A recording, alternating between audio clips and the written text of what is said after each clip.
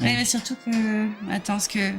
C'est Oui, pas voilà, juste, c'est la caméra 1, ouais. Et comment on met la caméra 1 Hmm. C'est celle-ci, du coup, hop, hop. Ah, oui, bah tu gères, du coup. Ah, oui. Je pense que là, on est bien. Ouais, normalement, c'est bon. Ah, et direct WMJ a tamponné Golden Fox, le rival. Ok, très malo. Et donc, du coup, t'as qu'une seule. Là, sur les GP, t'as qu'une seule personne en face de toi? Non, Non. alors en fait, il y a 4 pilotes en tout principaux, dont Oui. nous. Oui. Faut savoir que une fois qu'on est à la première place, ce n'est pas safe pour autant parce qu'il y a Ouais. toujours des véhicules qui se baladent à droite à gauche de manière aléatoire. C'est Qui absolument viennent te pourrir, insupportable. Ouais. Dont des véhicules explosifs qui clignotent d'ailleurs. Ok. Et faut savoir aussi que le CPU a tendance, enfin le computer, les adversaires ont tendance à tricher. En tout cas, les adversaires principaux. C'est-à-dire que si jamais on se prend un coup, on ralentit ou quoi, notre rival à la deuxième place va nous rattraper très très vite comme s'il était juste derrière nous. Ouais, c'est presque à croire que les jeux vidéo trichent. Et oui. Ouais. Comme quoi, la triche des CPU n'est pas l'apanage de Super Mario Kart. Non, mais et puis comme quoi, hein, surtout, on parle du fait que les speedrunners trichent, mais au final, la personne qui triche le plus, c'est l'IA. Hein. Ah bah oui, oui. C'est ça. Donc vous avez peut-être vu en time trial sur ce circuit les runnereuses prendre un raccourci assez risqué avec le premier saut, le premier tremplin du circuit. Là on va pas le faire parce que c'est extrêmement risqué et les morts coûtent extrêmement cher dans le classement. Ouais. Donc voilà, là on peut voir sur l'écran de WMJ, on a pu voir une voiture clignotante qui explose quand on la touche. Je les appelle les disco voitures. Les discos, j'aime beaucoup. Et à ce passage du circuit, il y a des barres sur le côté qui nous aimantent. Oui, voilà. Ouais. Donc il faut vraiment se mettre un peu de biais pour ne pas être impacté. Et WMJ a fini son circuit à la première place. Ce qui pourrait être intéressant, c'est que je regarde les temps mondiaux. Ah, bah attends, je peux te les retrouver, attends. Je crois que j'avais conservé la page de F0 Central qui répertorie les temps. Ouais. Après, c'est pas forcément. J'ai cherché les temps de time trial, mais c'est pas du tout ce qu'on cherche en fait. Bah en fait, oui, le problème de F0 Central, c'est que j'ai l'impression que, parce qu'en fait, pour rappel, sur la version originale du jeu, tous les circuits n'ont pas de time trial. Donc des fois, c'est mélangé les circuits qui ont time trial et ceux comme Firefield où on est obligé de faire du Grand Prix. F0 World Records. Voilà. Je l'ai. Ah. Et on arrive sur Red Canyon 1 qui peut être trop lesque avec ces tremplins successifs qu'on prend pour optimiser la trajectoire, mais pour peu qu'il y ait des adversaires sur le chemin, c'est extrêmement risqué de ne pas se les tamponner. Sachant que du coup, quand tu tamponnes tes adversaires ou que tes adversaires viennent te tamponner, ce que tu perds, c'est du pouvoir. Enfin, la jauge de power.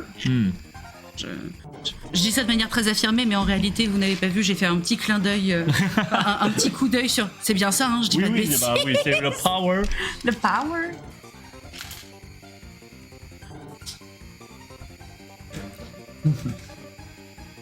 Et donc, sur la mécanique de power, alors c'est le seul F0, même F0 99 qui reprend un peu l'esthétique de ce premier jeu, n'a pas la même mécanique. C'est le seul F0 où le boost n'est pas conditionné par notre jauge de vie. Ici, on gagne un boost à la voiture disco qui fait des siennes.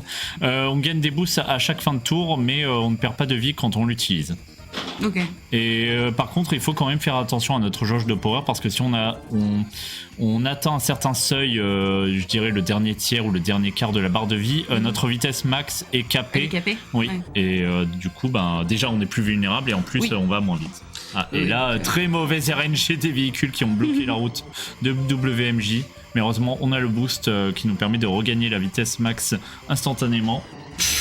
Ouais. Ah, oulala. Ouais, on a bonké. Ouais. Alors des fois, ça sera pas forcément visible sur la Queen League, mais il y a certains circuits, notamment dans la King League, où on prend des bonks volontaires pour ne pas perdre, pour rebondir et revenir sur la trajectoire du circuit sans perdre trop de vitesse. Mais c'est extrêmement risqué. Mais là, pour le coup, le bonk était sur un véhicule rival. Oui. Donc oui, en général, bon, les bonks sur les véhicules rivaux, c'est pas voulu.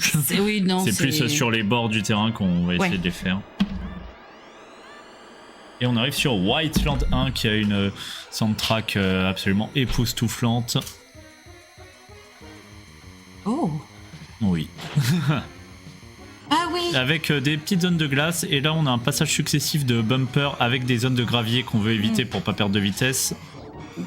Et là, un petit shortcut, que WMJ prend à la perfection.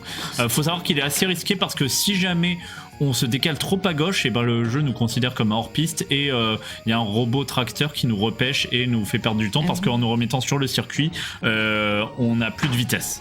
Le fameux Lakitu local. Voilà, c'est ça. Exactement, le Lakitu du futur. Vous me pardonnerez, Oh, waouh. Ouais, oui, maintenant qu'on a le boost, on n'a qu'à aller sur les rails de la route, utiliser le boost et ne pas perdre de vitesse. Ouais, parce que du coup, le boost te fait partir et quoi qu'il arrive, mais si tu...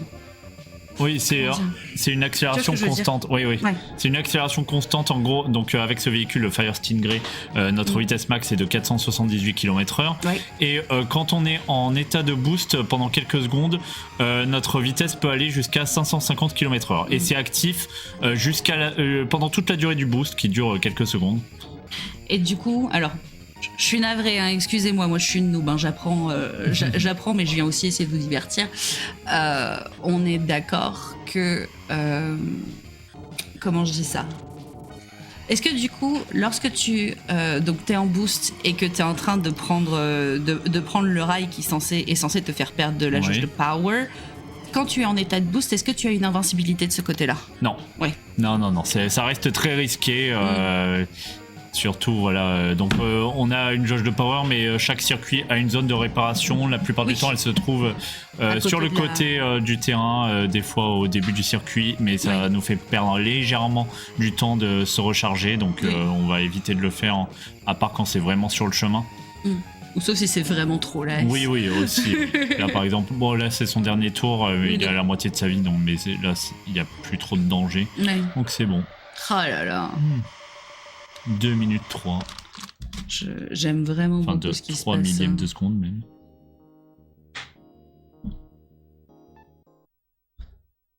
Et on arrive sur la version 2 de Whiteland. Alors, c'est une particularité de ce circuit au niveau musical parce que c'est la même mélodie, mais l'instrumentation est différente, ce qui est un détail assez sympa, je trouve. Là, on est un peu plus sur des trompettes. Ah oui, tiens. Et donc là, ce circuit, même si on n'a pas le boost là, pour pas perdre de temps, on va couper à travers les rails qui nous font prendre des dégâts et ceux qui nous ralentissent pour prendre les angles des virages de manière optimale. Ouais. Et le traumatisme de beaucoup de joueurs et joueuses, ce saut, pour le prendre correctement, on est obligé d'appuyer sur la touche du bas pour se maintenir en l'air. Et si on ne sait pas ça, on a de fortes chances de mourir. Tu avant et tu meurs. Hein. Voilà, ce qui m'arrivait tout le temps quand j'étais jeune parce que je ne savais pas cette mécanique. Ouais. Littéralement, tu me l'apprends là. Donc là, dans l'idéal, on veut déclencher le boost juste après avoir ralenti à cause des zones qui font subir des dégâts. Ouais, et là, l'adversaire qui a un peu trollé, qui était sur le chemin. Mais du coup, ton boost, tu préfères le passer après ces deux zones parce que si tu boostes... Comment dire? Si tu boostes pour éviter de te... Ah non, parce qu'en fait, de toute façon, tu te prends les dégâts quoi qu'il arrive. Oui. En fait, et comme ça va trop vite, tu peux faire n'importe quoi, donc tu le replaces après. Quoi. Les virages sont trop serrés pour clencher le boost avant. Parce qu'en fait, faut vraiment avoir le jeu manette en main pour ressentir ça. Mais quand on est dans un état de boost, on a beaucoup plus de mal à tourner correctement à cause de la vitesse. En fait, le moindre petit mouvement que tu fais est vraiment décuplé. Voilà. C'est le sentiment que j'ai eu en jouant tout à l'heure. Ouais. Donc je vois très bien. Et vous verrez parfois WMJ dans les tournants, on verrait des fois son véhicule faire pom pom pom pom.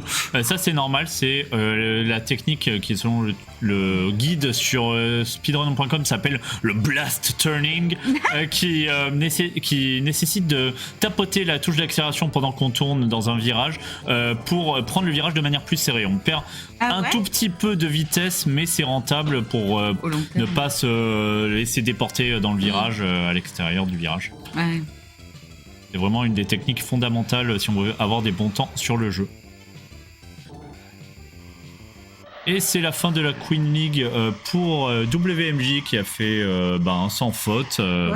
Première place partout. Je pense qu'on peut switch de player.